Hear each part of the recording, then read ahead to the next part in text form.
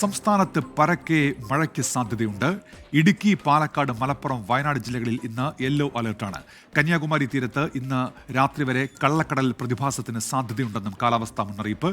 മേഘന മുരളി തിരുവനന്തപുരത്ത് നിന്ന് വിവരങ്ങൾ വായിച്ചിരുന്നുണ്ട്. മേഘന, ഗുഡ് മോർണിംഗ്. ഏത് തരത്തിലാണ് മഴ മുന്നറിയിപ്പുകൾ? മേഘന. Good morning Unmesh. കഴിഞ്ഞ ദിവസങ്ങളിൽ തന്നെ ഈ കനത്ത വേനലിന് ആശ്വാസമായി സംസ്ഥാനത്തിന്റെ പല ഭാഗങ്ങളിലും മഴ പെയ്യുന്നുണ്ട്.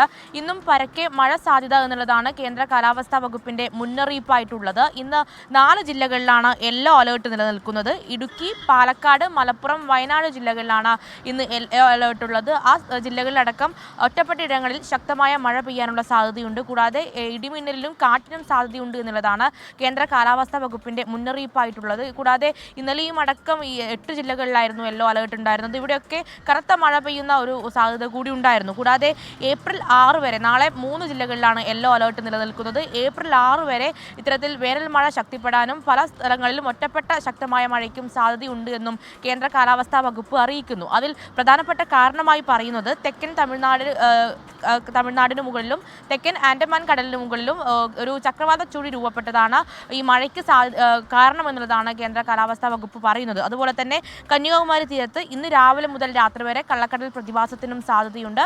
അങ്ങനെ ഒരു ജാഗ്രത പാലിക്കണമെന്നടക്കമുള്ള നിർദ്ദേശങ്ങളും കേന്ദ്ര കാലാവസ്ഥാ വകുപ്പ് നൽകുന്നു. ശരി, മേഘന മുരളിയാണ് വിവരങ്ങൾ നൽകിയത് തിരുവനന്തപുരത്ത്.